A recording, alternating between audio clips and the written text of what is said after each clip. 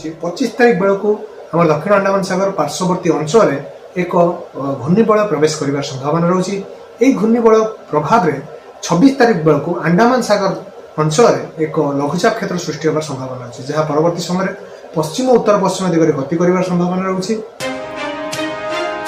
वर्तमान आंचलिक पाणीपाग विज्ञान केन्द्र पक्षर एक बड़ खबर सामना को आसी। तेज सूचना अनुसार बंगोपसागर में आसूची बड़ लघुचाप यही सब जिले में प्रबल बर्षिब। तेज आगक केउ जिले में वर्षार प्रभाव अधिक रही और केउ जिले में वज्रपात सह झड़ वर्षार संभावना रही से नहीं संपूर्ण खबर जानीपारे वीडियो को शेष पर्यंत देखते। किंतु पूर्व वीडियो गोटे लाइक कर चैनल को सब्सक्राइब कर बेल आइकन दबाई और ऊपर क्लिक करूँ, जहाद्वारा जब भी जेकोसी लेटेस्ट पाणीपागर सठिक सूचना आम चैनल में आप सर्वप्रथम देखिपारे। तेज चलतु लेट नक खबर पर नजर पकाइबा। तेज सूचना अनुसार आसूची आउ एक बड़ लघुचाप आसंता 25 तारिख बेलू दक्षिण अंडमान सागर एवं पार्श्ववर्ती अंचल में एक घूर्णिबल संभावना रही। प्रभाव में 26 तारिख बेलू अंडमान सागर में लघुचाप रूप नहीं पारे घूर्णिबलय।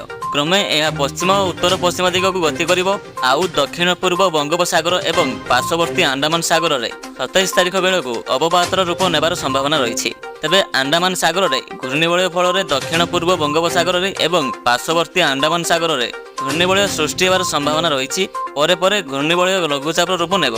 तेबे आसंता नवेम्बर 27 तारिख में यह अवपात और परे गभीर अवपात परिणत होगा नहीं आकलन करुच्ची पाणीपाग विभाग। तेबे प्रकृत में लघुचाप क्षेत्र केउठी सृष्टि हेबो से नहीं वर्तमान सुधा स्पष्ट करनी आंचलिक पाणीपाग विभाग। तेबे संभाव्य लघुचाप फल ओडिशार विभिन्न जिले में प्रबल अति प्रबल वर्षा होवार संभावना रही। तेबे किछि जिले में प्रबल अति प्रबल वर्षा होगा नहीं आकलन करुच्ची पाणीपाग विभाग। गंजाम, गजपति, पुरी, खोर्धा, नयागढ़, कटक, ढेंकानाल, जगतसिंहपुर, केन्द्रापड़ा, जाजपुर, भद्रक, बालेश्वर और मयूरभंज में प्रबल वर्षा होगा नहीं आकलन कर। तेबे यह आज मुख्य खबर।